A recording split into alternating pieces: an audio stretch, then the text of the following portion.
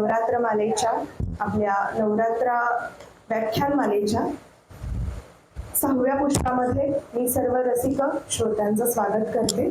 आज कात्यायनी देवीची पूजा केली जाते। तिचा एक श्लोकाने आपण सुरुवात करूया। या देवी सर्वभूतेषु मा कात्यायनी रूपेण संस्थिता नमस्तस्यै नमस्तस्यै नमस्तस्यै नमो नमः। मी जसं आपल्याला पहिल्या दिवशी म्हटलं होतं तसं की स्त्री ही क्षणाची पत्नी आणि अनंत काळाची माता अशी तिची दोन रूपं आपल्याला बघायला मिळतात। आपण पहिल्या 5 दिवसामध्ये ती माता म्हणून तिने केलेले कर्तव्य, तिने केलेले संस्कार आपण बघितले। आजपासून आपण पुढच्या दिवसांमध्ये ती क्षणिक म्हणजेच क्षणाची पत्नी कशी होती या विषयावर म्हणजे या चरित्रावर आपण बोलणार आहोत। आणि आजची सुरुवात आपण करतोय लक्ष्मीबाई टिळक या विषयाने। मराठी साहित्यातील प्रसिद्ध स्मृतिचित्रे हा आठवणींचा अमोल ठेवा वाचकांना देणाऱ्या मराठी लेखिका आणि कवयित्री तसेच कवी देवदंड आणि नारायण वामन टिळक यांच्या पत्नी लक्ष्मीबाई टिळक यांच्याविषयी आज आपण ऐकणार आहोत। आणि आपल्या समोर या चरित्रावर बोलणार आहेत सौरसिकाताई गणपुले। मी त्यांची ओळख थोडक्यात करून देते। त्यांचे पूर्ण नाव आहे सौरसिका रामचंद्र गणपुले। त्या BCom MA BEd आहेत। साहित्यभूषण नाशिक विद्यापीठाची पदवी प्राप्त आहेत। संस्कृत विषयाच्या शिक्षापर्यंतचा परीक्षांचा प्रवास त्यांनी पास केला आहे। हस्ताक्षर, निबंध, वक्तृत्व स्पर्धेत यश, काव्य करणे, गायन, चित्रकला इत्यादींचा त्यांचा छंद आहे। ब्रिटिश एअरवेज मध्ये 2.5 वर्ष त्यांनी काम केलंय। तसेच गद्रे इंग्लिश मीडियम स्कूलमध्ये गेली 22 वर्ष ते कार्यरत होत्या आणि त्यांना सामाजिक कार्य करण्यामध्ये सुद्धा रस आहे, तोही त्यांचा एक आवडता छंद आहे। तर आज आपण ऐकणार आहोत 6वं पुष्प लक्ष्मीबाई टिळक।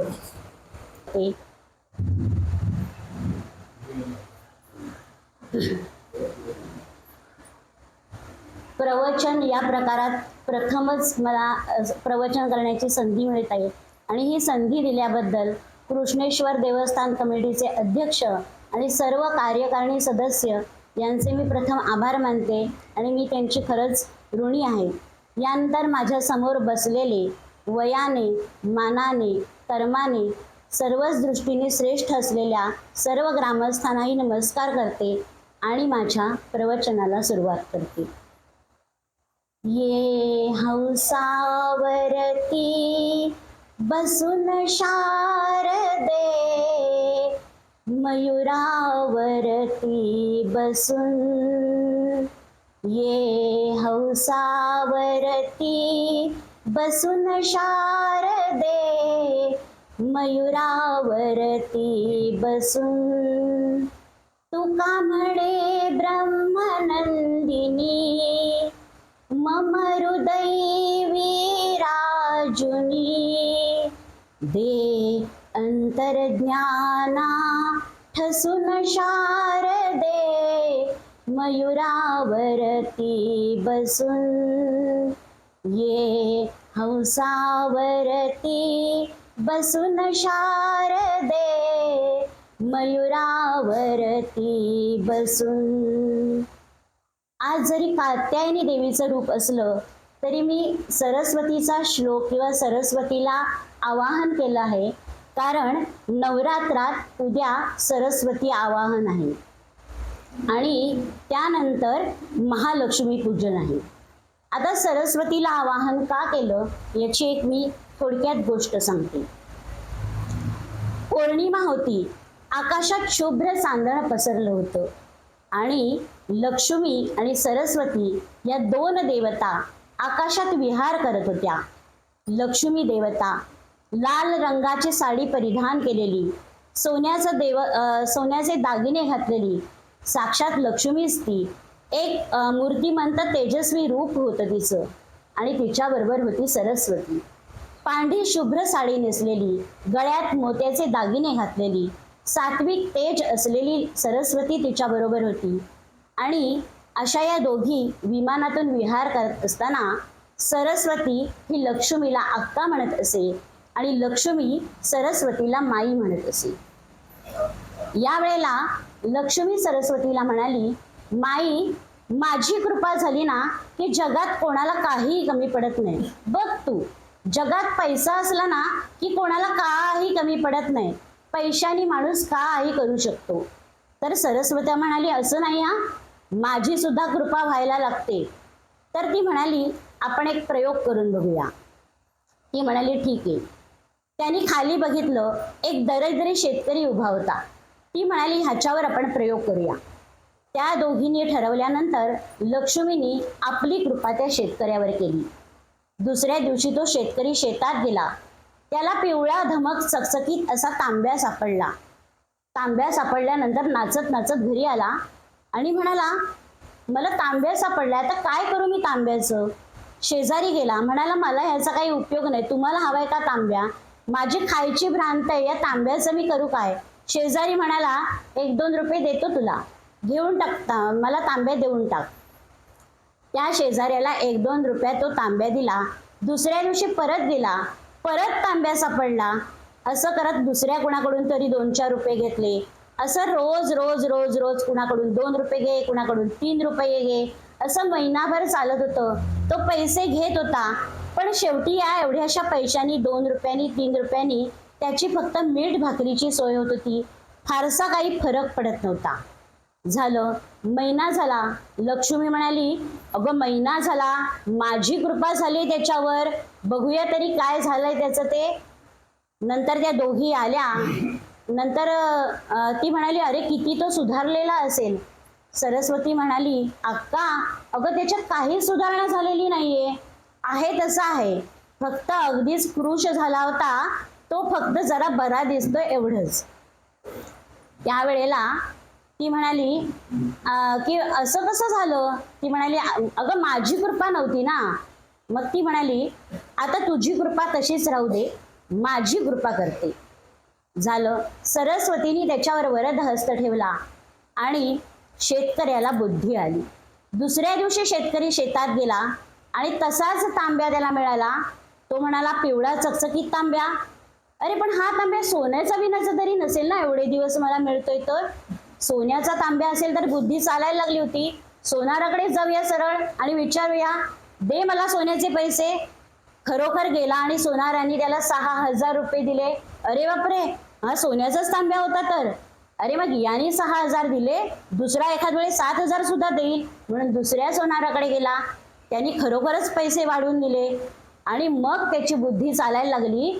एवढे दिवस मी 1 रुपयाला 2 रुपयाला हे तांबे देत होतो, आता मला त्या सगळ्यांकडून पैसे वसूल केले पाहिजेत आणि नाहीतर सांगायला पाहिजे, माझे तांबे मला परत द्या. असं करत करत त्यांनी सगळ्यांचे तांबे वसूल केले आणि काही जणांकडून पैसे घेतले. त्याची परिस्थिती सुधारली. मुलांना छोटी छोटी दुकानं काढून दिली, घराचं काम केलं, सगळे कपडे लत्ते आणले, घरातला जिन्नस भरला. झालं, घर एकदम छान दिसत होतं. महिना झाल्यानंतर लक्ष्मी आणि सरस्वती म्हणाल्या, चल पुन्हा बघूया काय त्या शेतकऱ्याची परिस्थिती. अगं काही सुधारणार नाही, तो लक्ष्मीच्या कृपेने सुधारत नाही, तर तुझी कृपा झाली म्हणून काय होणार आहे. तर लक्ष्मी म्हणाली, अक्का हे बघ, कुठाय तो, अगं दिसतच नाहीये. अगं दिसत नाहीये, त्याचं घरच बदललंय, किती सुधारणा झाली आहे बघ, सगळा बदलून गेलाय तो. अरे हो, मग तुझ्या कृपेने असं काय झालं. कारण लक्ष्मी म्हणाली, सरस्वती, मी तुझ्यापेक्षा वयाने मोठी आहे, पण मी तुला नमस्कार करते. मला थोडा अहंकार झाला होता, पण एक मात्र सांगते की बुद्धी असली तर त्याचा पैशाचा वापर कसा करायचा ते समजतो, पण पैसा असेल आणि बुद्धी नसेल तर त्याचा काहीही उपयोग होत नाही. म्हणून आजपासून लोक तुझी पूजा आधी करतील आणि माझी पूजा नंतर करतील. याचंच कारण आहे मी परवा सरस्वतीचा श्लोक म्हटलेला आहे. उद्या सरस्वती आवाहन आहे, कालनिर्णयमध्ये बघितलं तर कळेल. आणि त्याच्यानंतर लक्ष्मी पूजन आहे. कधीही कार्य करताना सरस्वती पूजा आधी केली जाते, नंतर लक्ष्मी पूजन केलं जातं. याचाच एक भाग म्हणून दसऱ्याला नेहमी सरस्वती पूजन करतात. आपल्याला लहानपणचं आठवत असेल, पाटी पूजन वगैरे आधी सरस्वतीची पूजा करतो आणि दिवाळीला आपण लक्ष्मी पूजन करतो, कारण हा लक्ष्मीने दिलेला वर आहे. आज ही गोष्ट सांगण्याचं कारण आज जे आपण 6वं पुष्प अर्पण करणार आहोत ते एका सरस्वतीला अर्पण करणार आहोत, जी साहित्याची देवता आहे. आणि गंमत म्हणजे या सरस्वती असलेल्या देवतेचं नाव आहे लक्ष्मी. जिचं नाव आहे लक्ष्मीनी पण कर्मानं आहे सरस्वती, तिला म्हणतात साहित्य लक्ष्मी. अशी ही सरस्वती लक्ष्मीबाई टिळक. लक्ष्मीबाई टिळक यांचं माहेरचं नाव होतं मनकर्णिका गोखले. टिळक म्हटल्यानंतर आपल्या डोळ्यासमोर येतात लोकमान्य टिळक, पण हे ते टिळक नव्हेत. ही पत्नी होती नारायण वामन टिळक यांची, ज्यांना रेव्हरंड टिळक असं म्हटलं जायचं. भय काय तया प्रभुवाचारे, सर्व विसरली प्रभुमय झाली, पूर्ण जयाची वाचारे. हे ज्यांचं भजन आहे. आणि हे भजन म्हणत या ख्रिस्ती झालेल्या माणसाला अंत्यविधी देण्यात आला. आता हे भजन हे या टिळकांचंच आहे. मग मी असं का म्हटलं की ख्रिस्ती झालेल्या माणसाला अंत्यविधी देण्यात आला? होय, हे टिळक नंतर ख्रिस्ती झाले होते. हे टिळक होते तरी कुठले? आपल्या जवळचे, आपल्या जिल्ह्यातले करंजगाव गावातला एक कोकणस्थ ब्राह्मण. घरातलं अस्थिर वातावरण आणि रागीट वडील यांच्यामुळे त्यांचं सगळं बदलत गेलं आणि त्यांना हा निर्णय घ्यावा लागला. त्यांचीच पत्नी लक्ष्मीबाई टिळक. आपल्याला अभिमान वाटेल असं कार्य या लक्ष्मीबाई टिळकानं केलेलं आहे. त्यांच्या नावानं आत्मचरित्राचा पुरस्कार दिला जातो. आणि आपल्याला माहीत असलेल्या 2017 साली जिम्मा या चित्रपटाला त्यांच्या नावानं पुरस्कार दिला गेला. त्यानंतर राम नाईक यांना हा पुरस्कार दिला गेला. त्यांचं आत्मचरित्र इतकं पारदर्शी आहे की जनरली सर्वसामान्यपणे आत्मचरित्र लिहिताना असं केलं जातं की आपले स्तुती किंवा आपलं हे केलं जातं, पण ह्यांनी स्वतःचे दोष सुद्धा तितक्याच निर्भेळपणे मांडलेले आहेत. आणि म्हणून गांधीजींच्या सत्याचे प्रयोग याच्याशी त्याची तुलना केली जाते. इतकं सत्यवादी आत्मचरित्र असल्यामुळे कालांतराने अत्यंत शेवटच्या काळात आचार्य अत्रे यांच्या हस्ते त्यांचा सत्कार झाला. आणि त्यांनी लिहिलेलं आहे की अतिशय न शिकलेली स्त्री ते एकदम साहित्य संमेलनापर्यंत पोचलेली स्त्री, तिचं लेखन एवढं ज्वलंत का झालं तर तिच्याकडे काही साहित्य नसताना तिने काडेपेटीतली जी काडी जळलेली असते त्याने ते लिहिलं, त्यामुळे तिचं लेखन हे इतकं ज्वलंत झालं.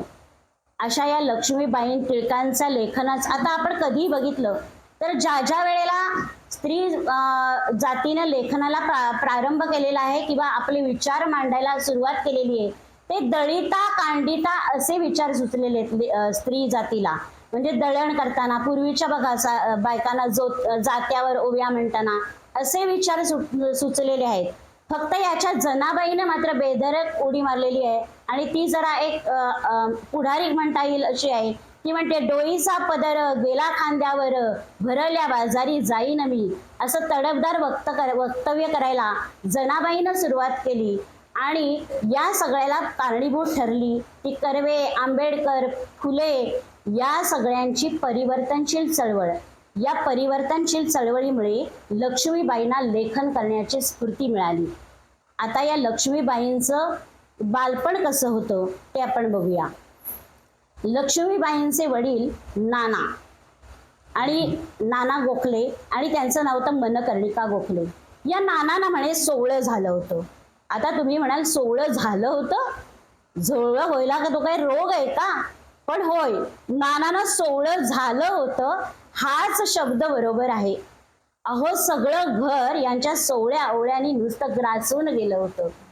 कारण काय, लक्ष्मीबाईंचे आजोबा त्र्यंबकेश्वरी कोठीवाले होते आणि 1857च्या युद्धात काहीतरी किलमिश आलं आणि या आजोबांना फाशी देण्यात आलं. फाशी देण्यात आल्यानंतर नानांना खूप वाईट वाटलं, कारण सासरे बुवांचं आणि जावयाचं अगदी पिता पुत्रासारखं प्रेम होतं. नाना पंचवटीत गेले, स्नान करायला लागले. स्नान करून अजून घरी कसे परत येत नाहीत म्हणून आत्याबाई त्यांची वाट बघत होती. दिवे लागण्या झाली, नाना परत आले. अरे, होतास कुठे एवढा वेळ? स्नान करत होतो. अरे हो, मग तो एवढ्या वेळ का का स्नान करतोस? पण आता मला परत आंघोळ करायची का? तिथे म्हणाला महाराजचा विटाळ झालं. अशा पद्धतीचं त्यांचं सोहळं. स्त्रियांना उजव्या हाताने जेवण करायला लागे. डावा हात मोडल्याप्रमाणे बाजूला ठेवायचा, अजिबात मध्ये मध्ये डावा हात येता कामा नये. नंतर घरात कोणी पाहुणा आला की असं पाणी शिंपडत त्याला बाहेर दौडायचं. त्याच्यानंतर घरातल्या स्त्रिया जरी हळदी कुंकाला गेल्या तरी आंघोळीशिवाय त्यांनी घरात यायचं नाही. अशा पद्धतीचं अतिरेकी सोहळं नानांचं होतं आणि जवळजवळ ते 25-30 वर्ष चाललं. त्यावेळेला लक्ष्मीबाईचा जन्म त्याच्यानंतर 12-13 वर्षांनी झाला. या सोहळ्याने सगळेजण ग्रासले होते. आई मात्र तशी नव्हती. नाना बाहेर गेले की सगळेजण त्यांच्या घरात येत आणि असे तसं मुलं वगैरे येत. आई तर काय करे, दुसरी जातीची वगैरे कोणती असे त्यांच्याकडे पोळ्या लाटण्याचं सुद्धा काम करे, गपचूप घरी येई. नानांना ह्यातलं काही कळत नसे. एकदा तर नानांनी फरमान सोडलं की घरातले सगळे जिन्नस धुवूनच आले पाहिजेत घरात, काही असं चालणार नाही, सगळे जिन्नस धुवून आले पाहिजेत. मुलांनी ठरवलं यांची खोड मोडायची आणि म्हणून त्यांनी मीठ धुतलं आणि असं पंचात टांगून ठेवलं. झालं, नाना येईपर्यंत सगळं मीठ विरघळून गेलं. त्याच्यानंतर सगळ्या जिन्साया धुवूनच घ्यायला लागत. अर्थातच तिखट, मीठ, गूळ सगळं धुवायचं. नाना आल्यावर जाब विचारत असत. आता हे काम आईवरच पडत असे. काय करणार बिचारी? आई आणि आजी खरोखर ते धान्य धुत तरी असत किंवा धुण्याचा बहाणा तरी करत असत. कारण एवढं 2-2, 3-3 मण धान्य धुणार कोण? सगळं सुक्ख धान्य ठेवायच्या आणि वरती ओलं असं धान्य नानांना दिसावं म्हणून पसरून ठेवायच्या. नाना आल्यावर जाब विचारायचे. धान्य धुतलं गेलं? सगळ्या मुलांना पडवलेलं असायचं. मान डोलवायचे. पण जर एखादा मुलगा खरं बोलला तर मात्र त्याचं काही खरं नाही. एकदा काय झालं, पांढऱ्या शुभ्र जाम, असे छान जाम लागतात, आंबट आंबट टोपल्या भरलेल्या होत्या, बाहेर ठेवलेल्या होत्या आणि मुलांना वाटलं कधी एकदा जाम खातोय असं झालं. मुलं त्या जांबाकडे बघत होती. असं तोंडाला पाणी सुटत होतं. नानांचा आवाज आला, खबरदार त्या जांबला हात लावाल तर ते विटाळलेले आहेत. अरे देवा, ते जाम सुद्धा विटाळलेले होते. काय करणार? नाना निघून गेले. मुलांना जाम खाण्याची इच्छा होती म्हणून ते म्हणाले की आपण आता नाना बाहेर गेले की जाम खायचे. मग ठरलं, एकाने उभं राहायचं, एकाने जाम खायचे आणि जाम खाता खाता जर नाना आले तर सांगायचं की आले नाना. आणि असं करत करत मुलं आळीपाळीनी बघत होती. लक्ष्मी उभी राहिली आणि नेमकं लक्ष्मीच्या वेळेला लक्ष्मी खाली वाकली जाम गेला आणि नेमकं दरवाजात कोणी उभं नव्हतं. नाना आले. लक्ष्मीबाईनं जाम घेताना पाहिलं आणि तिला तुडवली. अरे तू का, तुला सांगितलं होतं ना की ते विटाळलेले आहेत, का हात लावलास? काय करायचं या माणसाला काही समजत नव्हतं. एकदा लक्ष्मी बाहुलीला घेऊन झोपली होती. त्या बाहुलीच्या फ्रॉकचं टोक गव्हाला लागलं. झालं, गव्हाना विटाळ झाला. म्हणाले आत्ताच्या आत्ता गंगेवर जा आणि अंघोळ करून ये. आता ते अंघोळ करायला जाणार तेवढ्यात तिला 2 भावांच्या रडण्याचा आवाज ऐकू आला. आता काय झालं तर त्याने पण म्हणे कसला तरी विटाळ केला होता. ती म्हणाली आता तिघही जाऊया आणि या नदीत जीव देऊया, नको या नानांचं सोहळं. आणि लक्ष्मीनेच ठरवलं की आज जायचं आणि जीवच देऊन टाकायचा. लक्ष्मी नदीवर गेली आणि डुंबत असताना नेमके शेजारचे गृहस्थ तिथे आले होते. त्यांनी लक्ष्मीला वाचवलं आणि घरी आणलं आणि म्हणाली बघा तुमची मुलगी काय करत होती, आज गेली असती, मी वाचवलं म्हणून. आणि मग व्हायचं तेच झालं. नानांची खोड मोडण्याऐवजी लक्ष्मीचीच खोड मोडली. भरपूर मार मिळाला आणि धो धो धो धो ती रडायला लागली. असं करत असताना नानांना असं कळलं की एक टिळक नावाचा कोणीतरी कवी उदयास आलेला आहे आणि तो चांगला मुलगा आहे. तर नाना स्वतः काहीच करायचे नाही. त्यांच्या गावात त्यांच्या आत्यांचे मिस्टर गोविंदराव खांबेटे म्हणून राहत होते. तेच जवळजवळ यांचं सगळं बघायचे. म्हणजे शेती असू दे, वाडी असू दे, लग्न असू दे, मुंज असू दे, सगळं गोविंदरावच बघायचे. कारण त्यांना आवड होती आणि नाना काही लक्ष घालायचे नाहीत, मग त्यांनाच ते बघावं लागे. नानांनी सांगितलं की गोविंदराव बघावं कुठलं काय स्थळ आहे, टिळकांचं स्थळ आलंय. टिळक त्यावेळेला 11 वर्षाचे होते. तर गोविंदरावांनी वामनरावांना फोन लावला आणि म्हणाले, तुमचा मुलगा लग्नाचा आहे का? त्यावेळेला काही सरळ उत्तर द्यायची पद्धत होती, माझा मुलगा विकायचा नाहीये आणि हुंडा बिंडा तर मला अजिबात नको, आणि हो सगळ्यांना मुलगी पसंत पडली तर मला पसंत आहे, माझ्या काही जास्त अटी नाहीत. ते म्हणाले, ठीक आहे, तुमचा मुलगा लग्नाचा आहे ना, एवढंच मला विचारायचं होतं. नाशिकला गेल्यानंतर तिथे गोविंदराव राहत होते नाशिकला, आणि त्यांच्याबरोबर ही मनू म्हणजे लक्ष्मीबाई राहत होती. तर त्यांच्या शेजारी सखू नावाची मुलगी होती. तर सखूकडे ही लक्ष्मी खेळायला जात असे.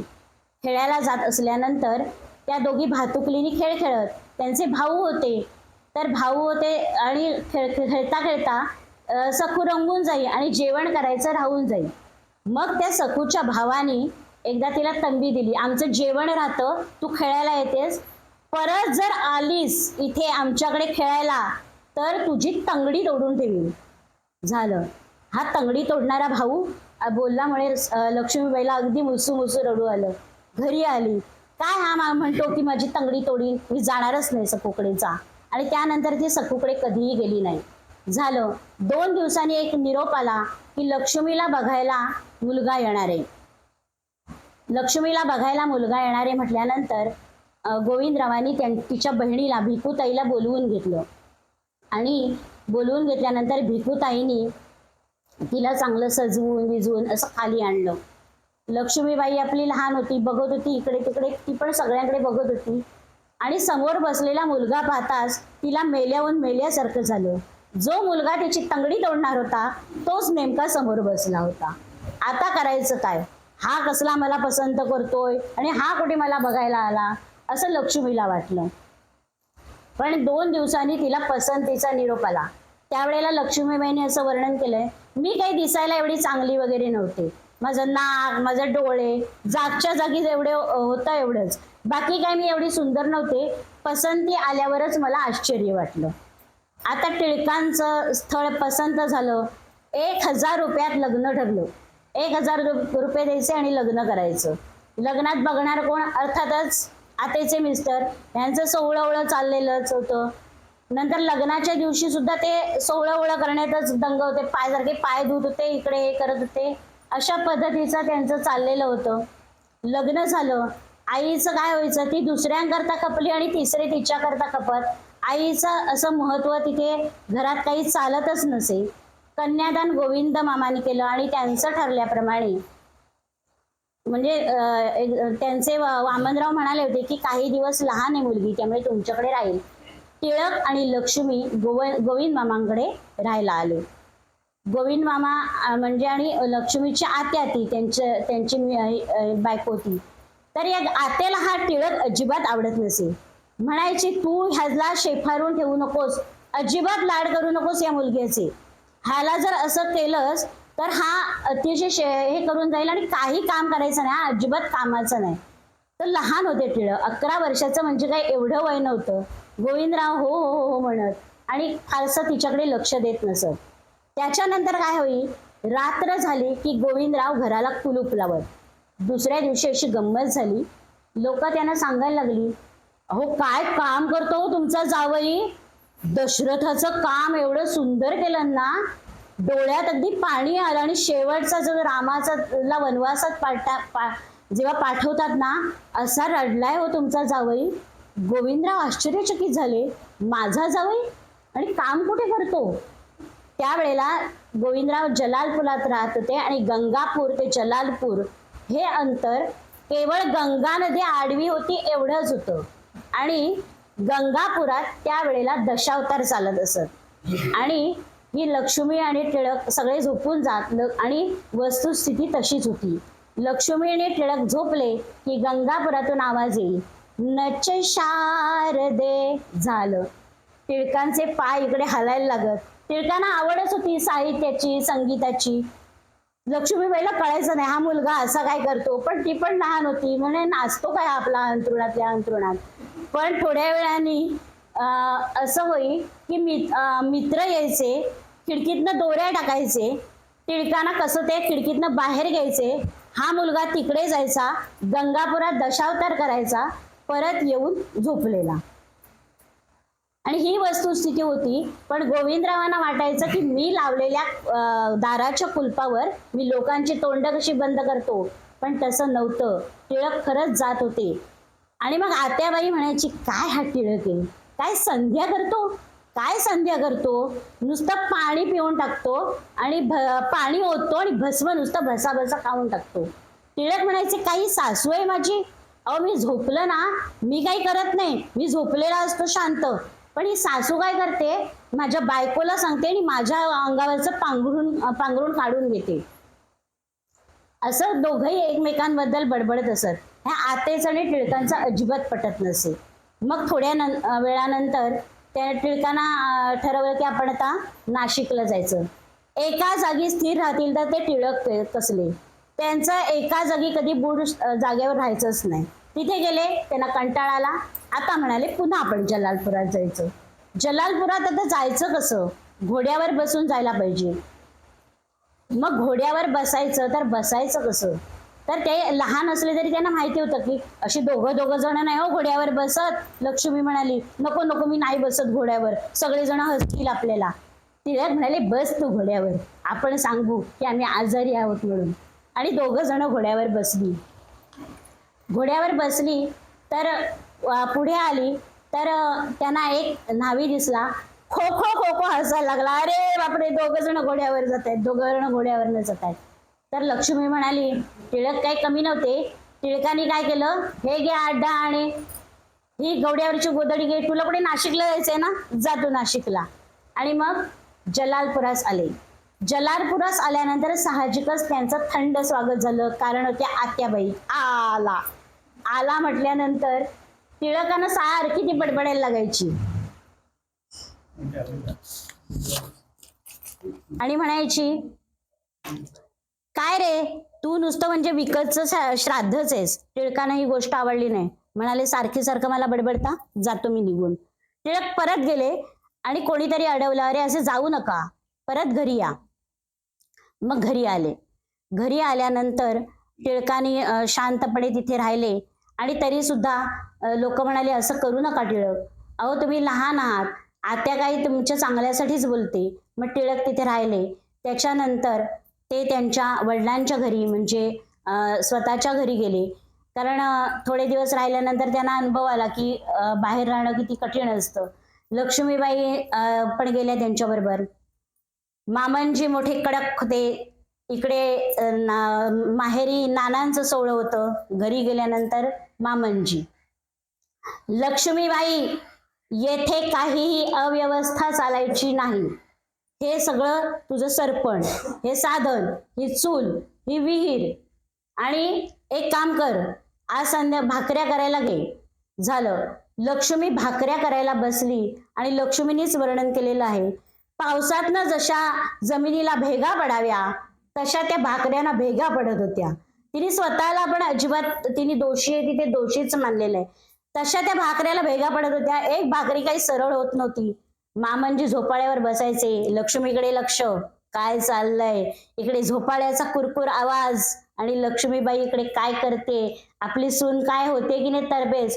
मग त्यांनी फरमान सोडलं, लक्ष्मीबाई जिवंत फोडणी झाली पाहिजे, अशी खमंग. आता जिवंत फोडणी ती कशी द्यायची, लक्ष्मीबाईला काही कळेना. ती घाटावरची होती, इकडचे शब्द तिला माहिती नव्हते.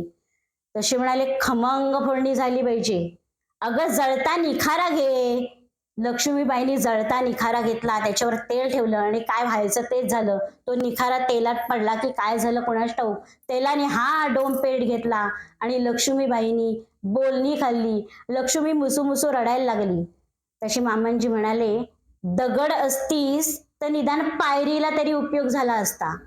लक्ष्मीबाई पुटपुटली, पायरीला झाला असता की मूर्तीला झाला असता कुणास ठाऊक. पण हे मात्र दबक्याच आवाजात, मोठ्या आवाजात बोलणार कसं, कारण दगड असते तर कुठल्या याला पायरीला आला असता की मामनजी कसं काय सांगू शकतात, कुठल्याही याला माझा उपयोग झाला असता. तर नंतर तिला सांगत, काय ग आयते घाल हा. तिला सारखं वाटे हे आयते आयते म्हणतात, ते बहुतेक मला आयती बसून खाते असं सारखं म्हणतात की काय. म्हणे मी एवढी मी काम करते तरी हे सारखं काय आयते आयते आयते ह्यांचं चाललेलं आहे. तर तिला काही ते म्हणजे मानवत नव्हतं. किती मला बोलतात, किती मी लहान आहे आणि मला किती बोलतात, आयते आयते सारखं म्हणतात.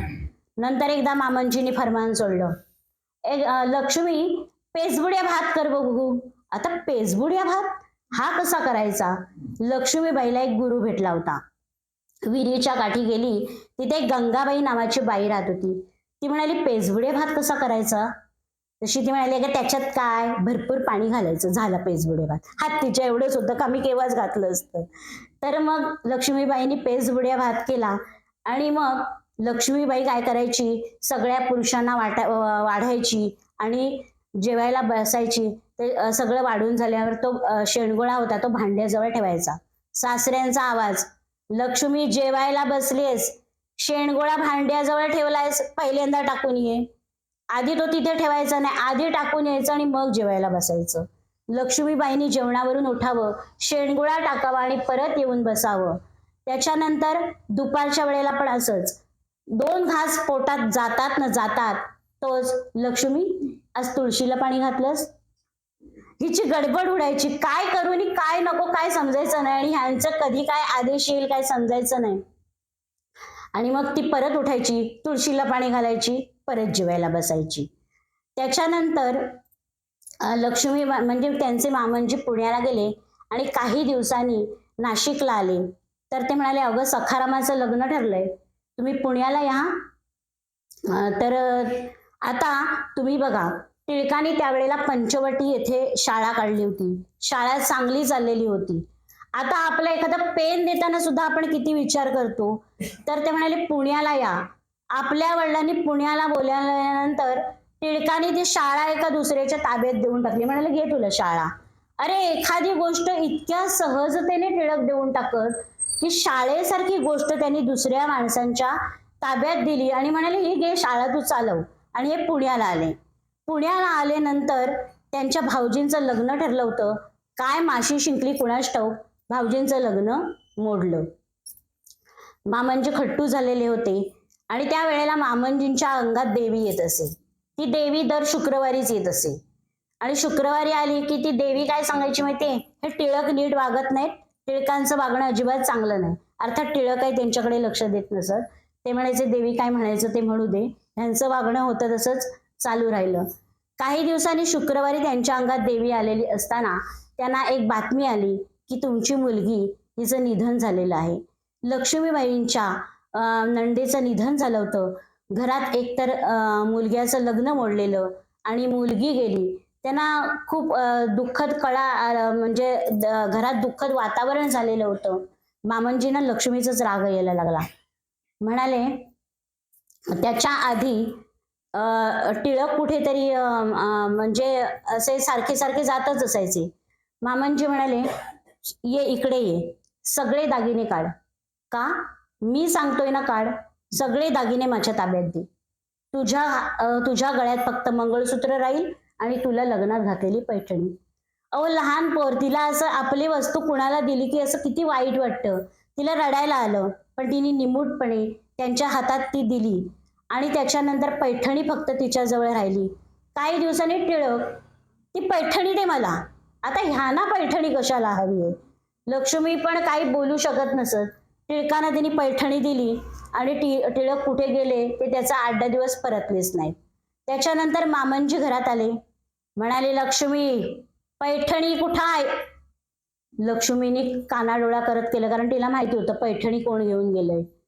मी विचारतोय पैठणी कुठं आहे? लक्ष्मी 1 नाही 2 नाही काही बोलेना. सांगावं तरी काय, नवऱ्याने नेलंय सांगावं, बरं ह्यांचे हे काय आरडाओरडाच करणार. त्यामुळे काहीच ती बोलली नाही. ती गपचूप राहिली. खरी गोष्ट अशी होती की मामांजीनी आणि भाऊजीनी ती पैठणी सोडवून आणली होती आणि मग सोडवून आणल्यानंतर ते तिला मुद्दाम विचारत होते, पैठणी कुठे आहे, पैठणी कुठे आहे. पण ती पैठणी त्यांच्याकडे होती. त्याच्यानंतर लक्ष्मीला वाटे की असं आपण छान बांगड्या घालाव्या. मग ती म्हणाली, मला बांगड्या आणा ना. ते म्हणाले, बांगड्या बिंगड्या काही मिळणार नाहीत. दळणं दळायची मुलाची आणि मग बांगड्या घालायच्या. मला शिककाई आणा ना. काही नाही. शिककाईला पण तेच उत्तर. मग एक दिवस काय झालं, मामांजींना काय वाटलं कुणास ठाऊक, ते म्हणाले, लक्ष्मी साडी हवी का तुला? अरे वा, मामंजी साडी विचारतायत. हा, त्याच्यावर पण अट होती. एक हवी असेल तर 4 रुपयाची घ्यायची, 2 हवी असतील तर 2-2 रुपयाच्या 2 घ्यायच्या.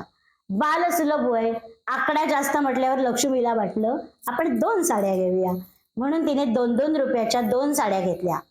त्याच्यानंतर मामंजींची बदली मुरबाडला झाली.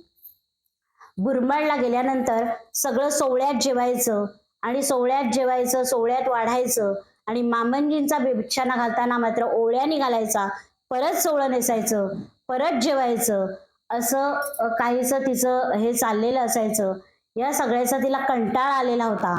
यावेळेला मामंजी तिला रात्री पाणी आणायला सांगत, पण त्यावेळेला टिळक जेव्हा असतील तेव्हा टिळकांचं लक्ष्मीवर प्रेम होतं. ते त्यांना आणून देत पाणी आणि म्हणत, मी बाहेर हंडा ठेवलाय, तू हळूच आत घे. आणि मग एकदा मुलं सांगत आली, अहो मामंजी तुमचं श्राद्ध घालतायत. काय? ती धावत गेली. मामंजी जोरजोरात उपकरण फेकत होते. माझा मुलगा गेला, माझी सून गेली, असं करत ती म्हणाली, काय झालं? ही उपकरणं तू घासलीस? अहो इतकं लहान वय, विहिरीचं पाणी, राग यांनी तिच्या हातनं कदाचित निघाली नसतील. घासलेस की नाही बोल. हो. खरं बोलतेस? हो. घे मंगळसूत्राची शपथ, आणि जर नसलीस घासलीस तर जळून जाशील. लक्ष्मी मनात म्हणाली, ह्यांच्यात शापात तरी एवढं सामर्थ्य हवं की खरंच मी जळून जाईल. पण एवढं काही मामंजींचं सामर्थ्य नव्हतं, ती काही जळली नाही. आणि ती म्हणाली, खरंच हे असं वागण्यापेक्षा मी जळून गेले तर बरं होईल. पण ती काही जळली नाही आणि तिने शपथ घेतली. तिने खरोखरच उपकरणं घासली होती, पण त्यांच्या दृष्टीने ती निघाली नव्हती. 8-10 दिवस झाले, टिळकांचा पत्ता नव्हता. मग कुठेतरी कळलं की टिळक धोतर धुवायला कुठल्या तरी सरदार गृहात राहिले आहेत. आता धोतर धुवात राहिलेले आहेत तर लक्ष्मी म्हणे, असू दे, धोतर तर धोतर, मला काय, ते धोतर धुवत असतील तर मी वाळत घालीन, ते काय लाडू भाजत असतील ना तर मी लाडू सुद्धा वळेन, पण मला एकदा त्यांच्याकडे जाऊ दे. तर मामांजी म्हणत, नको ग, तू मला मुलीसारखी, असं करत म्हणायचे पण वागायचे मात्र तसंच. एकदा शाईची दौत उपडी झाली, लक्ष्मीची पावलं त्यांच्यात उमटली आणि मामंजींचा राग अनावर झाला. म्हणाले, काय हे, तुझी पावलं सगळे घरभर उमटलेत, काय चाललंय तुझं? लगेच मामंजीने टिळकांना पत्र लिहिलं, ताबडतोब आणि बॅग घेऊन जा, माझ्याजवळ नको ही बॅग. आणि गोविंदरावांना पण पत्र पाठवलं माहेरी, हिला घेऊन जा. तर गोविंदराव आले, टिळक आले आणि टिळकांना माहिती होतं आपला वडिलांचा स्वभाव कसा आहे. टिळक आले आणि म्हणाले की चल चल, मला कळलंय काय ते, तू चल माझ्या बरोबर मुंबईला. गोविंदराव संध्याकाळी हजर झाले. अरे मनी कुठं आहे? मनी म्हणजे लक्ष्मी, माहेरच्या नावाने ते हाक मारत. त्या म्हणाले, गेली, टिळकांबरोबर गेली एकदाची बॅग. कुठे राहतात टिळक? साधारण काहीतरी असं तसं तिथे खूण सांगितली, तिथे राहतो. आता गोविंदराव एवढ्या मुंबईत टिळकांना शोधणार कसं? लक्ष्मी मात्र मुंबईत गेल्यावर खूप हरकून गेली होती. गाड्याचे हॉर्न वाजले की लक्ष्मी धावत येईल, गॅलरीत उभे राहे, अरे वा किती गाड्या दिसतायत नाही. अर्थातच तिचं बालसुलभ होई, तिला खूप आनंद होईल. असंच खाली वाकून बघत असताना तिला गोविंद मामा दिसले. ती म्हणाली, गोविंद मामा. गोविंद मामांना पण कळलं नाही कोण हाक मारतय. त्यांनी वर बघितलं, अरे मनू इथे राहते वाटतं. आलोच म्हणून गोविंद मामा झरझर जिने चढत वर गेले. टिळकांना पण आनंद झाला, कारण गोविंद मामांवर टिळकांचं प्रेम होतं. गोविंद मामा म्हणाले, अहो माझे वडील नाना आजारी आहेत, म्हणून मनीला न्यायला आलोय. न्या. टिळकाने परमिशन दिली आणि मग व्हिक्टोरिया स्टेशनवर आले, नाशिक जवळ आले, तर टांगा करण्या एवढे सुद्धा पैसे त्यांच्याजवळ नव्हते, म्हणून त्यांनी चालतच घरी जाण्याचं ठरवलं. चालतच घरी जाऊन ठरवलं आणि घरी आले तर नाना गेलेले होते. लक्ष्मीबाईला आठवलं की 12 वर्षाची असताना तिची आई गेली होती आणि एखादा आपला आई किंवा वडील जाणं ही किती दुःखाची गोष्ट आहे. आणि त्यामुळे अशा या लहान वयात आपलीच कोणतरी माणसं जात आहेत हे लक्ष्मीला सहन झालं नाही. त्यानंतर त्याच्यासाठीच तिने एक पुढे कविता लिहिलेली आहे की या प्रौढ म्हणजे ज्या वेळेला लहान वयात लग्न होतं आणि अचानक प्रौढ वय येतं, भरली घागर या त्यांच्या काव्य संग्रहात याचा पुढे उल्लेख आहे. मन अधीर गेले माहेरातव गेले. आणि मग ही मावशी आई गेलेली असल्यामुळे तिने कल्पना केल्या की मावशी न्यायला येते आणि मग सासरी म्हणते की चल आपण माहेरी जाऊ. माहेरी आपण भाऊ बिजेला जाऊ, हे प्रौढपणाचे ओझे फेकून देऊ, सुचतील तेवढे खेळ खेळूनी घेऊ, ये हासत आता मज लिंगी बाई, मी तुझी मावशी तुला न्यावया आले. अत्यंत प्रसिद्ध कविता आहे की मी तुझी मावशी तुला न्यावया आले. राजनांदगावी टिळकांची बदली झाली. तिथे टिळकांना उर्दू, बायबल हे सगळं शिकण्याचा नाद लागला. बायबल काय वाचत काय काय करत होते, टिळकांचं काय चालायचं ते त्यांनाच माहिती. त्याच्यानंतर हळूहळू काय झालं, टिळकांना असे दिवस जात होते. नंतर मुलगा झाला. मुलगा झाल्यानंतर मुलगा जेव्हा व्हायचा होता तेव्हा आत्याबाईला बोलावलं. आत्याचं आणि टिळकांचं नातं म्हणजे वेळा भोपळ्यासारखंच होतं. आत्या आली की सारखी टिळकांना मुळी बडबडत असायची. बडबडली की टिळक तिच्यावर कविता करायचे. ही कविता ती कविता. आत्या बडबडली की टिळकांची कविता सुरू. आणि मग त्यांना मुलगा झाला. त्या मुलग्याला नेमकी आकडी येत होती. आकडी येणारा मुलगा घेऊन लक्ष्मीबाई बसली असते. हळूहळू नाडीचे ठोके बंद झाले आणि लक्ष्मीला कळलं बहुतेक आपला मुलगा गेलेला आहे. तिनं आत्याबाईला हाक मारली, आत्याबाई बघ ग. आत्याबाईच्या लक्षात आलं की होय मुलगा गेलेला आहे. आता आत्याबाईंनी मुलग्याकडे बघायच्या ऐवजी तिने टिळकांकडेच बघितलं. तिला कळलं मुलगा गेला आणि म्हणाली, हे तुमच्यामुळे नाचरे मेले. टिळक म्हणाले, तुमच्या नाचरेपणामुळेच गेला हा मुलगा. टिळक म्हणाले, अरे मी मुलगा गेला त्याच्यात मी काय केलं? अहो त्याला लहानपणापासून जेव्हा जन्माला आला तेव्हापासनं रोग होता म्हणून तो गेला. माझ्या नाचरेपणामुळे तो मुलगा गेलेला नाहीये. जरा भानावर या आणि विज्ञान दृष्टीने त्याच्याकडे बघा. आतेला कुठलं विज्ञान कळायला? ती म्हणाली तुमच्यामुळेच गेला मुलगा. आणि मग टिळकांनी ठरवलं की आईचं श्राद्ध करायचं. आईचं श्राद्ध येतं तर श्राद्ध करायचं. लक्ष्मीबाईला म्हणाले श्राद्ध करायचं आईचं. माझी आई चांगली दयावान होती आणि दयावान होती त्यामुळे आईच्या श्राद्धाला लंगडे, पांगळे, आंधळे असे लोक बोलवायचे आणि ब्राह्मण तर अजिबात बोलवायचे नाही. आणि बाकीच्या जातीवातीचे सगळे बोलवायचे पण ब्राह्मण अजिबात बोलाय. असं कसं काय करता? श्राद्धाला ब्राह्मण नको का? नाही, हे ब्राह्मण स्पृश्य सगळं चाललेलं आहे. ब्राह्मण लक्ष्मीबाईला हे पटत नव्हतं. ती म्हणाली ब्राह्मण बोलावलेच पाहिजे. लक्ष्मीबाई गेली आणि ब्राह्मणांना बोलवून आणली. टिळकांचे लंगडे, पांगळे, आंधळे सगळे वर बसलेले होते. जातीपतीचे लोक वर बसलेले होते. इकडे लक्ष्मीबाईंनी काही ब्राह्मण खाली बोलावलेले होते. हे झाल्यानंतर टिळकांनी श्राद्ध झाल्यानंतर त्यांना धोतर जोडी वगैरे द्यायला सुरुवात केली. ते म्हणत अहो चाललंय काय? वरती कुठले लोक आले? ब्राह्मण विचारायला लागले काय चाललंय त्यांना, धोतर जोड्या वगैरे. असू दे टिळकांचं आहे, तुम्ही माझ्याकरता आलायत ना, असू दे. त्या लोकांनी पण लक्ष्मीबाईंवर जीव होता आणि इथेच टिळकांचं मन ख्रिस्ती धर्माकडे ओढ घ्यायला सुरुवात झाली होती. त्यांना तो धर्म आवडायला लागला होता. भेदाभेद नसलेला, अस्पृश्य नसलेला हा धर्म त्यांना आवडायला लागलेला होता. लक्ष्मीला म्हणाले तू नाशिकला जा, मी कुठेतरी जातो. कुठे जातो हे ते कधी सांगतच नसत. थोड्या दिवसांनी बातमी आली, टिळक ख्रिस्ती झाले. लक्ष्मीबाईच्या पायाखालची जमीन हादरली. तिला कोणती तरी एखाद्या सीतेसारखी जमीन आपल्याला पोटात घेते की काय असं वाटायला लागलं. जमीन हलायला लागली आणि तिला कसं तरीच होलायला लागलं. लक्ष्मीबाईंचे भाऊ केशवराव टिळकांना भेटायला गेले. अहो काय केलं टिळक, तुम्ही ख्रिस्ती झालात? अहो टिळकांना प्रलोभन देणारी कितीतरी माणसं होती, एक ख्रिस्ती होण्यासाठी आणि ख्रिस्ती न होण्यासाठी. हिंदू धर्मातले लोक सांगत टिळक ख्रिस्ती होऊ नका, आम्ही तुम्हाला जमीन देतो. आणि ख्रिस्ती धर्मातले लोक सांगत आम्ही तुम्हाला हवं ते देतो. तुमच्यासारखा साहित्यिक, इतका चांगला परोपकारी माणूस आमच्या धर्मात आला तर किती बहार होईल. आणि असं करत करत टिळक त्या ह्याला भुलले आणि ते ख्रिस्ती झाले. लक्ष्मीबाईंच्या पायाखालची जमीन हादरली आणि अखेर तिची बहीण भिकूताई तिच्याकडे राहायला गेली. भिकूताईचं अत्यंत प्रेम होतं या लक्ष्मीवर. अहो त्या काळची नाती बघितली, तो काळ लक्षात घेतला पाहिजे. त्या काळी बहीण भावांचं नातं इतकं घट्ट असायचं, अंतर मनातनं एकमेकाला जोडलेलं असायचं. भिकूताईचं आपल्या बहिणीवर प्रचंड प्रेम होतं. आपल्याकडे लक्ष्मी राहणार म्हणून भिकूताईंनी आपले दागिने विकलं आणि म्हणाली लक्ष्मी आपल्याकडेच राहील. कालांतराने तिने ते दागिने परत केलं आणि एवढंच नव्हे, आपले दागिने सुद्धा केलं तर केलंच, पण लक्ष्मीला सुद्धा तिने दागिना केलं. कोण करेल आजच्या काळात बहिणीसाठी असं? तो काळच तसा होता की बहिणीवर इतकं जीवापाड प्रेम होतं. आणि नुसतं बहिणीचंच होतं असं नाही, तर भावांचं सुद्धा त्यांच्यावर प्रेम होतं.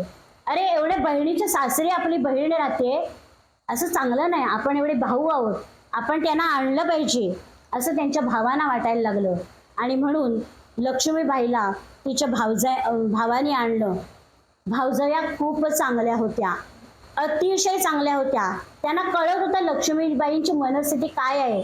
टिळक ख्रिस्ती झाल्यामुळे तिची काय स्थिती झाली असेल. ते म्हणत, तुम्ही तुमचं शरीर संपदा सांभाळा, बाकी सगळं आम्ही बघून घेतो, सगळं काम आम्ही करू, फक्त तुम्ही चांगल्या राहा. लक्ष्मीबाईला काहीही सुधारत नव्हतं. ती काय करे, सकाळी पहाटे उठे, मारुतीच्या देवळात जाई, त्याच्या डोक्यावर दगड ठेवी, गणपतीच्या हातात काठी ठेवी. हे सगळं करतोय कोण? हे सगळं लक्ष्मीच करत होती. आणि मग भावाने ठरवलं की आपल्या मुलांच्या मुंजी करायच्या. दरम्यानच्या काळात त्या आकडी येणाऱ्या मुलानंतर लक्ष्मीबाईंना सुद्धा मुलगा झाला होता. मुलगा 8 वर्षाचा झालेला होता. आता ह्याची पण मुंज करायला हवी. टिळकांचं काही खरं नाही, ते येतील नाही तर नाही येतील, पण मामाच्या घरी मुंज होणार कशी? मग ह्याची मुंज दुसरीकडे करू, आपल्या दोघांचा मुंज करू असं त्याने ठरवलं. आणि मुंजी झाल्या. दत्तूला अचानक ताप आला, दत्तू आजारी पडला. लक्ष्मीबाईंना वाटलं, त्यांना सगळं आठवलं की मुलगा गेलेला पहिला वगैरे. आता दत्तूचं काय करायचं, आपण कुठेतरी जायला पाहिजे. एक बाई होती, गाणगापूरला जाणार होती. म्हणाली, तू म्हातारी दिसतेस, मी येऊ काय ग तुझ्या बरोबर गाणगापूरला? अहो माझंच नाही, मला काय कळत आहे मी कुठे जाणार आहे, तुम्ही कुठे येताय माझ्या बरोबर? तर ती म्हणाली, चल ना, तू जिथे जातेस तिथे मी येते. तर असं करत करत त्यांचा विषय झाला आणि लक्ष्मीबाईला गाणगापुरात जायचा तिचा बेत पक्का झाला होता. अचानक एक तार आली. गोसावीज फादर इज कमिंग, तारवाण्याने टाकलं. गोसावीज फादर इज कमिंग, काय कळे ना, गोसावीज फादर इज कमिंग. दुसऱ्या दिवशी चक्क टिळक हजर झाले. अहो कालची तार तुम्हीच टाकली होतीत का?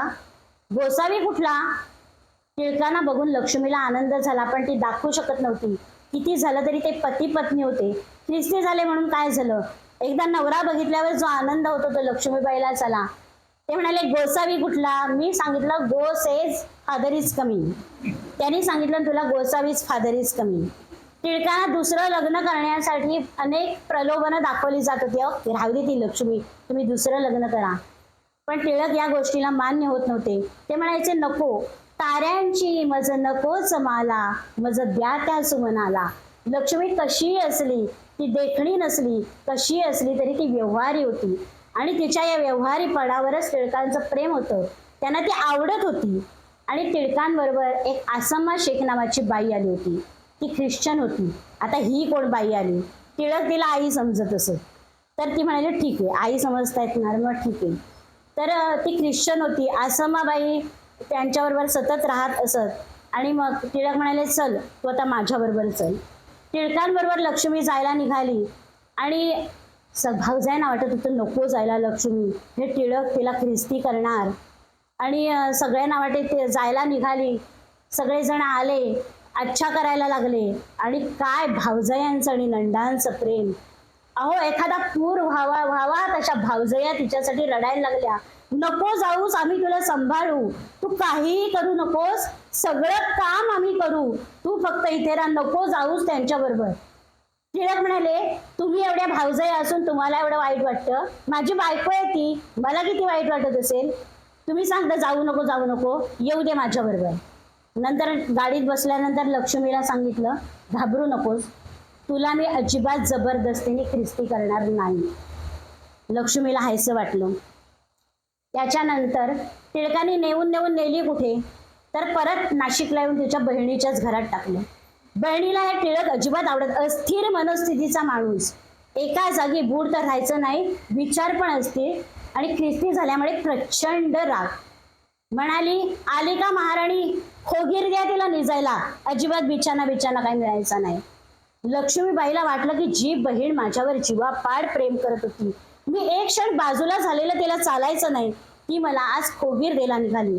टिळक म्हणाले, मी तुझ्या बरोबर राहणार नाही, तुला मी बाजूला व्यवस्था करून देईन, टिळकांनी एक व्हॅलेंटाईन नावाच्या बंगल्यामध्ये त्यांची व्यवस्था केली.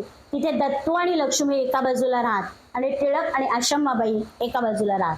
ख्रिस्ती माणसांच्या राहण्यामुळे लक्ष्मीला कसं तरीच होत असे. आजूबाजूला सगळे ख्रिस्ती माणसं राहत असत आणि टिळकांना माणसांची तर अजिबात पारख नाही. एक मुलगा त्यांच्याकडे आला, म्हणाला मी राहू का? टिळक म्हणाले हो, तू गरजू आहेस ना, राहा. दुसऱ्या दिवशी पोळपाट लाटण्यांचं सगळं चोरी करून गेला आणि टिळक म्हणाले चांगला होता तो मुलगा. हो चांगला होता, गेला चोरी करून. लक्ष्मीबाई म्हणाली झालं. त्यानंतर तारा नावाची मुलगी त्यांच्या आयुष्यात आली.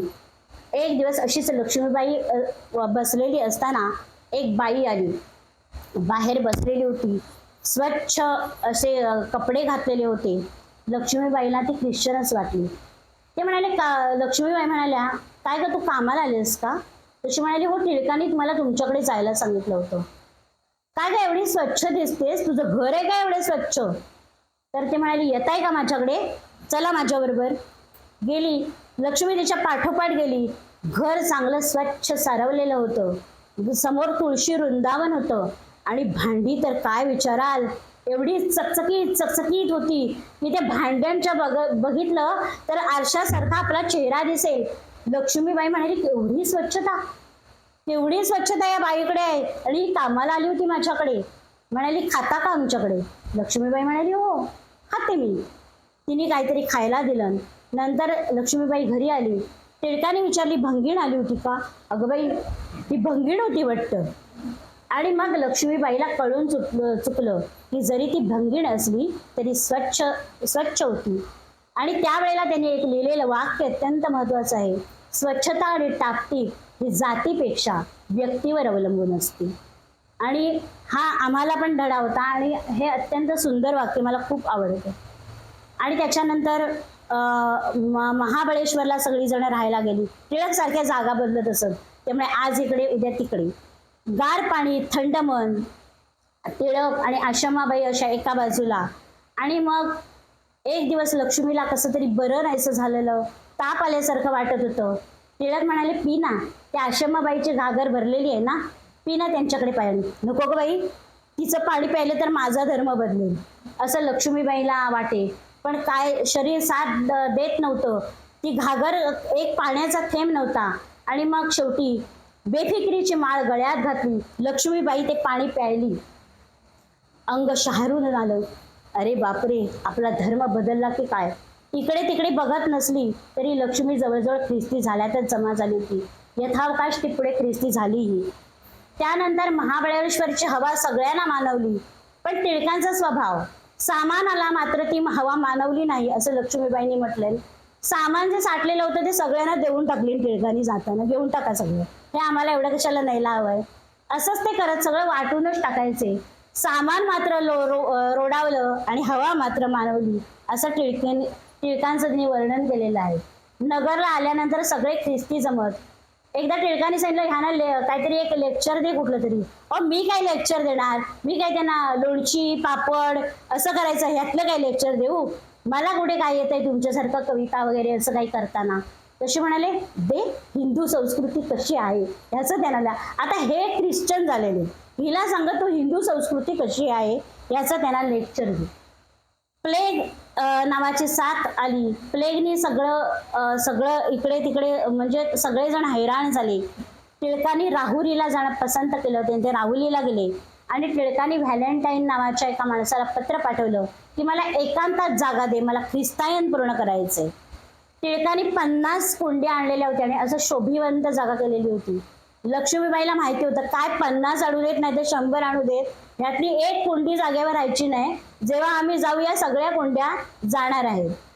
नंतर त्यांनी जंगलात त्यांना घर दिलेलं आहे. लक्ष्मीबाईंनी एक सुंदर वाक्य लिहिलंय, कापूस लावला तो मेला, हरभरा लावला तो मेला. टिळक प्रयोग करत होते.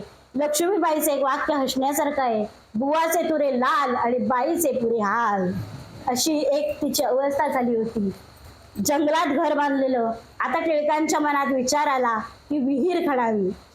5 पुरुष टिळक तिथे प्रयत्न करत होते, खणत होते. 5 पुरुष खोल गेल्यानंतर कुठे त्या विहिरीला पाणी लागलं. अगदी बेहिशोबी माणूस, इतकं सुंदर घर बांधलेलं, आणि काही दिवसांनी ते घर सुद्धा टिळकाने दुसऱ्या कोणाला तरी देऊन टाकलं. हे लक्ष्मीपासून लपवून ठेवलं. लक्ष्मी विचारते घर, अहो त्या राहुरीच्या घराचं काय नाही, एकाला राहायला दिलंय, तो थोडे दिवस तिथे राहणार आहे. पण ह्यानी ते घर विकून टाकलं. इतकं स्वतःसाठी लिहिण्यासाठी बांधलेलं घर त्यांनी सहजरित्या देऊन टाकलं. त्याच्यानंतर दुसरीकडे आले. आता म्हैस घ्यायची आवड निर्माण झाली. म्हैस घेतली. म्हशीच्या गोवऱ्या करायच्या, गोवऱ्या चोरीला जायच्या. त्या म्हशीचं नाव होतं कल्याणी. एक दिवस ती कल्याणी जोरजोरात पळत सुटली आणि ती मुली कोणाकडे तरी गेली. टिळक म्हणाले, आता तुझ्याकडे आले ना, तूच घेऊन टाक, जा. ती म्हैस पण गेली, घर पण गेलं. 1907 साली पहिलं काव्य संमेलन भरलं आणि त्यावेळेला उदयास आले त्र्यंबक बापूजी ठोंबरे नावाचे बालकवी.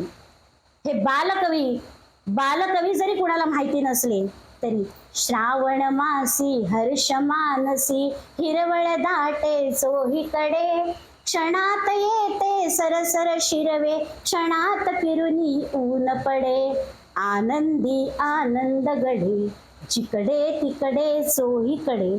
या कविता म्हटल्यानंतर बालकवी नावाची काय चीज होती हे आपल्याला सहजच लक्षात येईल. बालकवी ठोंबरे नावांचं सगळं बालपण जवळजवळ टिळकांच्याच घरी गेलं. बालकवीला त्यांच्या घरी सर्व मान देत असत. पण त्यांचे भाऊजी होते ना, ते त्यांना हाक मारायचे, ए ठोंबरे. तर त्यांना सगळ्यांनी ए म्हटलेलं चालायचं, पण हे भाऊजीने ठोंबरे म्हटलेलं त्यांना चालायचं. ए तू मला ए नाही म्हणायचंस, तुम्ही मला अहो ठोंबरे म्हणायचं. ते म्हणायचे ठीक आहे म्हणतो, तुला अहो ठोंबरे हवाय ना, अहो ठोंबरे म्हणतो.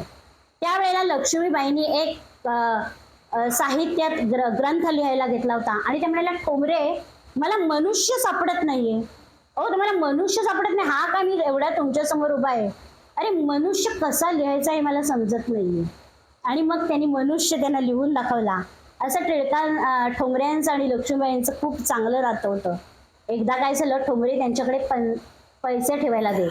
ते 50 रुपये त्यांचे लक्ष्मीबाईने ठेवून घेतले आणि मग एकदा गरज लागली तर त्यांचे ठेवले आणि ठोंबऱ्यांना काय बोलल्या नव्हत्या. ठोंबऱ्यांना माहित होतं आपलं 50 रुपये ह्यांच्याकडे आहेत. एक दिवस एक माणूस आला आणि म्हणाला 50 रुपये मागितले ठोंबऱ्यांनी. लक्ष्मीबाईंना वाईट वाटलं, अरे ज्याच्यावर मी एवढं जीवापाड प्रेम करते तो माणूस माझ्याकडे पैसे मागायला पाठवतो. मग त्यांनी ठोंबऱ्यांना विचारलं, ते म्हणाले मी पाठवलेला नव्हता. त्याच्यानंतर कोणीतरी भविष्यवाणी केलं की आता त्र्यंबक बापूजी ठोंबरे आज मरणार आहेत. त्र्यंबक बापूजी ठोंबरे घाबरून गेले. लक्ष्मीबाई त्यांच्या उशाशी बसून राहिली. मग कोणी गोष्टी त्यांच्या आत्या आली होती, जशी आपली मुंग्यांची गोष्ट सांगायची, एक मुंगी आली त्या टाईप आत्याने एक लांब लचक गोष्ट सांगायला सुरुवात केली. ती गोष्ट काही संपणार नाही का, तर जागा राहायचं, उगाच रात्रीत कुठे मरा बिरायला नको झालं. ती रात्र त्यांनी जागून काढली. भविष्यवाणी खोटी ठरली. त्र्यंबक बापूजी ठोंबरे काही मेले नाहीत आणि लक्ष्मीला आनंद झाला. पण पुन्हा 5 वर्षांनी अशी स्थिती आली की महाराष्ट्राने एक चांगला आनंदी आणि अत्यंत निर्मळ मनाचा कवी महाराष्ट्राकडून हरवून गेला आणि ते म्हणजे त्र्यंबक बापूजी ठोंबरे. इकडे दत्तूचं सूत सरोद्याच्या मुलाशी जमलं होतं, लग्नाची वय झालेलं होतं. त्यांनी MA आणि LLBची टर्म भरलेली होती. मध्येच एक टिळकांना कोणतरी बोबडा मुलगा सापडला, नाम्या त्याचं नाव. नाम्या म्हणाला मी तुमच्याकडे राहायला येतो. टिळक म्हणाले ये. नाम्या बोबला बोलायचा. नंतर एकदा आठवले आणि त्यांची मिसेस असं त्यांच्याकडे राहायला आलेलं. लक्ष्मीबाईंना विचारलं की हे तुमचे कोण आहेत हो. तशी त्या लक्ष्मीबाई म्हणाल्या हे माझे जावई आहे. मग तो नाम्या त्यांच्याजवळ गेला आणि म्हणाला तुम्ही काय करता. ते म्हणाले मी हजामत करतो. हा नाम्या सगळीकडे सांगत सुटला की लक्ष्मीबाईंचे जावई सगळीकडे हजामत करत सुटतात. त्याच्यानंतर ह्यांची लाडकी बहीण आजारी पडली आणि लक्ष्मीबाई तिच्याकडे गेली तर म्हणाली द्या द्या महाराणीला फराळ द्या.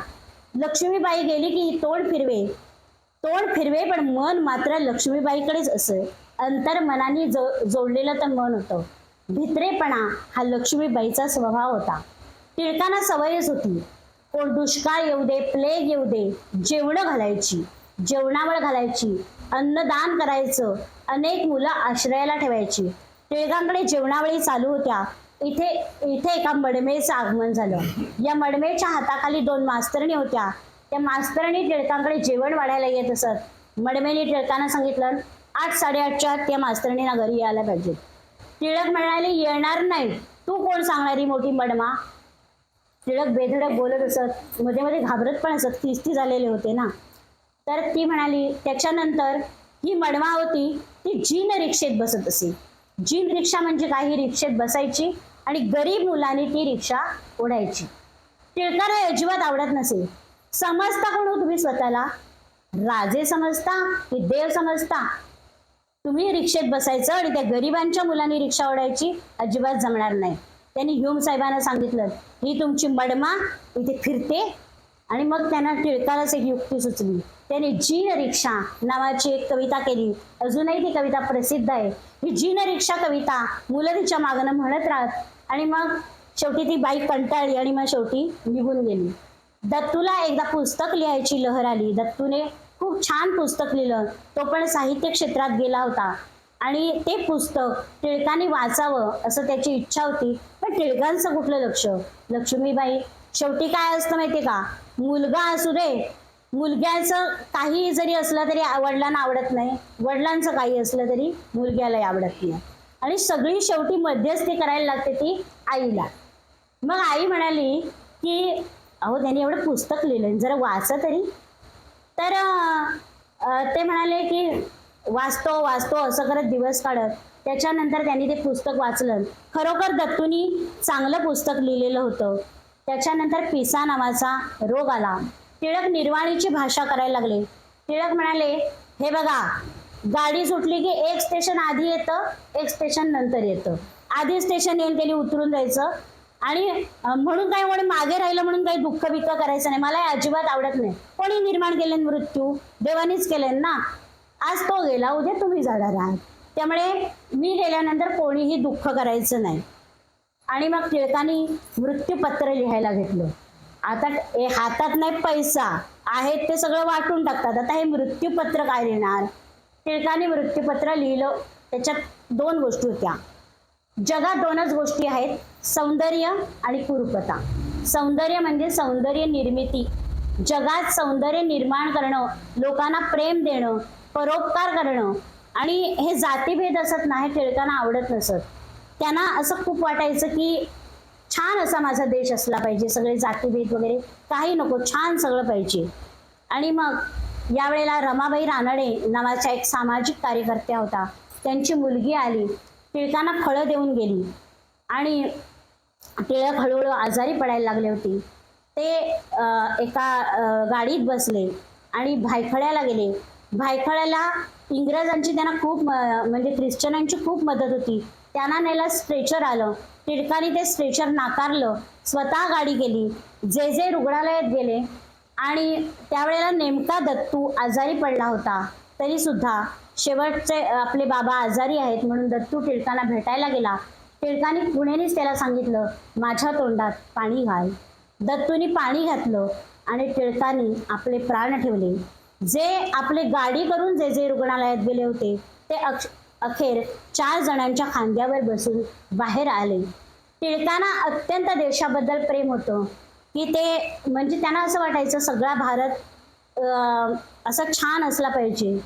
भारत हमको जान से प्यारा है, सबसे प्यारा गुलिस्तां हमारा है, जन्मभूमि है हमारी शान से कहेंगे हम, सब ही तो भाई भाई प्यार से रहेंगे हम.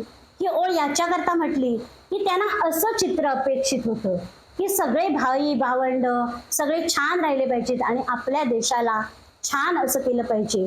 टिळकांची जी एक कविता आहे ती प्रसिद्ध आहे.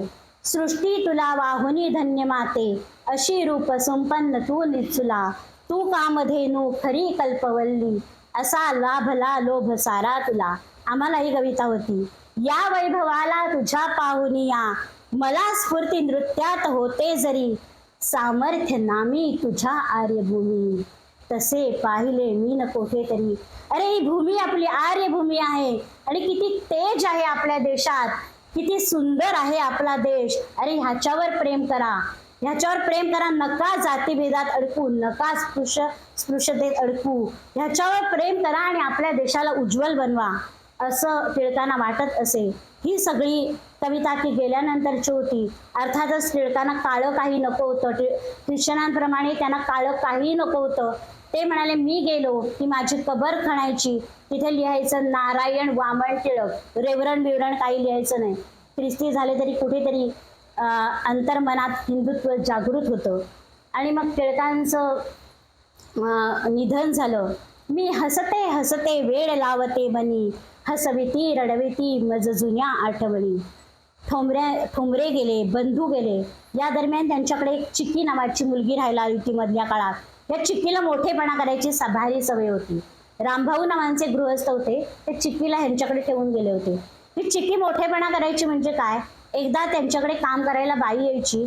त्या चिक्कीनी सांगितलं, आज दत्तू येणार आहे ना, म्हणून आईने जिलबी, करंजा, चकल्या, लाडू सगळं केलेलं आहे. तर ती म्हणाली की एवढ्या आईने सगळं केलं, मला नाही बा कुठे दिलं. आता काम करणाऱ्या बायकांना अपेक्षा असते, एवढं घरात सगळं झालं. तर टिळक त्यावेळेला होते, त्या म्हणाले, अरे चिक्की काहीतरी सांगते. तर ती म्हणायची, नाही, लहान मुलं खोटं नाही बोलत, लहान मुलं खरं बोलतात. पण ती म्हणाली, एक दिवस ही मुलगी आमच्या घराला पण फास लावेल, अशी त्यांची आवडती मुलगी. पण ती त्याच्यावर टिळकांचं खूप प्रेम होतं, त्यांनी मारली, तिला खूप जवळ घेतली. ही चिक्की सुद्धा गेली. ही लक्ष्मीबाई टिळकांच्या मागोमाग अगदी 5 वर्ष, बरेच वर्ष वेगळी होती. कधी कधी शरीराने तर वेगळीच होती. पण टिळक गायन म्हणत तेव्हा तंबोरा वाजवायची हिची तयारी होती. त्यांनी भीक मागितली तर वाडगा द्यायची तयारी होती. वाफेच्या इंजिनासारखं टिळकांचं आयुष्य होतं. वाफेच्या इंजिनासारखी त्यांची शक्ती होती. लक्ष्मीबाई त्यांच्या मागोमाग गाडीसारख्या धावत असत. अनेक प्लेगची साथ आली, दुष्काळ आला. दुष्काळात लक्ष्मीबाईंनी अक्षरशः स्वतःच्या हाताने दळणं करून लोकांना वाढलेलं आहे. शेवटी ह्यूम साहेबांनी सांगितली, जाऊ दे त्या मुलांना, तुम्ही किती कष्ट करता. अशीच एक मुलगी आणली होती, तिचं नाव होतं नकोशी. ती भीक मागत होती. ती नकोशी नाव नको म्हणून त्यांनी तिचं हौशी नाव ठेवलं. आणि हौशी कधी कधी लक्ष्मीबाईची तर एवढी परिस्थिती आलेली होती की तिच्या मुलाला दत्तूला काही वेळेला दूध नव्हतं, म्हणून तांदूळाची पेज पाजण्याची सुद्धा अवस्था आलेली होती. शेवटी दूध घालणाऱ्या बाईने म्हटलं, बाई तो मुलगा लहान आहे, तू असं नको करूस, मी तुला दूध देत जाईल. दत्तू आणि बेबी अशी 2 मुलगं होती. हीच मुलं त्यांच्याजवळ नंतर होती. त्याच्यानंतर जी बाई शिकेकाई सुद्धा मागताना तिला काकू करायला लागायचं, जी अनपढ होती, हिची कितीतरी प्रगती झालेली होती. त्यावेळेला स्त्रियांच्या कथा या रत्नासारख्या दुर्मिळ असत. त्या काळात या बाईनं एवढी झेप घेतली आणि एक आत्मचरित्र लिहिलं की ते स्मृतिचित्र या नावाने प्रसिद्ध आहे. मधल्या काळात कराचीहून एक ताराबाई आल्या. त्यांनी यांना आग्रह केला की तुम्ही कराचीला चला, आणि त्यांनी कराचीला जाण्याचं मार्ग केलं. हा कालखंड नुसता आत्मचरित्रातून जिवंत राहतो. ही कलाकृती त्यांची श्रेष्ठ आहे. स्मृतिचित्रातून त्यांनी अनेक गोष्टी निर्भीडपणे मांडल्या आहेत. नारायण वामन टिळकांसारखा अत्यंत हुशार, अत्यंत देशप्रेमी असा साहित्यिक अशा व्यक्तीशी लग्न झालं आणि प्रसंगी अनेक प्रसंगांना त्यांनी तोंड दिलं. आणि एवढं करत असताना सुद्धा नुसतं किती गोष्टी त्यांनी केल्या टिळकांना वाचून. टिळक तर बरेच वेळा बाहेरच असायचे. खरोखर ती पत्नी म्हणून होती, पण पिता पुत्राला सुद्धा तेवढंच घडवायचं होतं. पिता पुत्रामध्ये समन्वय राखायचा होता. आणि हे तिने दाखवलेलं जे औदार्य आहे, आणि म्हणूनच म्हटलेलं आहे की स्त्री ही क्षणाची पत्नी आणि अनंत काळची माता असते. तिने देवदत्तवर पण तेवढंच चांगलं प्रेम केलं, त्याला साहित्यिक घडवलं आणि देवदत्त सुद्धा साहित्यिक झाला. त्याच्यानंतर जे स्मृतिचित्र होतं ते देवदत्तेनी पूर्ण केलं आणि लक्ष्मीबाईंनी टिळकांचं ख्रिस्तायन पूर्ण केलं. त्याचे फक्त 10 अध्याय लिहून झाले होते, पण 64 अध्यायापर्यंतचं लेखन हे लक्ष्मीबाईंनी पूर्ण केलं. जिला लेखनात मनुष्य सापडत नव्हता, जिला किंवा ज्ञ यातला अर्थ कळत नव्हता, तिला कोणी विचारलं की तू कोण आहेस ग, ती म्हणायचीस मी अज्ञ आहे. अज्ञ आहे म्हणजे काय, अपासून ज्ञपर्यंत मला काहीच येत नाही, म्हणून मी अज्ञ आहे असं ती म्हणायची. असं म्हणतात, कोणत्याही गोष्टीचा अतिरेक झाला की तो सोडवणारा कोणीतरी देवदूत असतो. अंधश्रद्धा, धार्मिकता, अतिरेकी सोवळे यांच्या पिळाचे चटके खाऊन लक्ष्मीबाईंनी हे सगळं आत्मचरित्र लिहिण्यापर्यंत झेप घेतली. आणि सुरुवातीला म्हटल्याप्रमाणे शेवटच्या काळात आचार्य साहित्य संमेलनाच्या अध्यक्षपदी लक्ष्मीबाईंची निवड झाली. साहित्य संमेलनाच्या त्या अध्यक्षा होत्या. आचार्य अत्रे यांच्या हस्ते त्यांचा सत्कार झाला. आणि सुरुवातीलाच त्यांनी म्हटलं की जळत्या काडीने लेखन लिहिलं म्हणून ही ज्वलंत लेखिका झाली. खरोखर लक्ष्मीबाईंचं हे जे जीवन आहे ते वाखाणण्यासारखंच आहे. आणि मग असं म्हटलेलं आहे, दोरीचा पीळ अत्युच्च क्षणी गेला की तो सुटण्याची वेळ जवळ आलेली असते. पीळ हळूहळू सुटत झाला होता, पण लक्ष्मी पण म्हातारी झाली होती. हळूहळू वार्धक्याकडे झुकू लागली होती. कालावशाने त्यांचंही निधन झालं. आत्मचरित्राची पुरस्कार करती, लेखन काव्याची तू स्फिरती. किती संकटे झेलून सामर्थ्ये, पसरवलीस साहित्य कीर्ती. नाव लक्ष्मी परी झगडलीस दारिद्र्यासंगे, ठरलीस सरस्वती उज्ज्वल लेखना संगे. नमितो तुझला साहित्य लक्ष्मी, हे सरस्वती माते. पुन्हा जन्म घे स्वातंत्र्यात, मिळव सन्मानाते. स्मृती चित्रते स्फूर्ती चित्र, करावे जीवनाते. सर्वांना माझा नमस्कार. महाराज स्मृतिचित्र हे पुस्तक खरंच वाचा, ज्याने वाचलं नसेल त्यांनी. आणि सुदैवाने यूट्यूब दूरदर्शन मालिका होती पूर्वी स्मृतिचित्र, त्याच्यात ते जर वाचलं ना तर फारच मजा येईल. आणि 100 वर्षापूर्वी अशी एखादी पत्नी खरंच असू शकते की जी जे कसं प्रसंग आहे त्याच्यात की टिळकाने त्याला सांगितलं मी येतो इथे, तू माझी वाट बघत थांब, मी येतोच लगेच. आणि ते 2 तासांनी आले.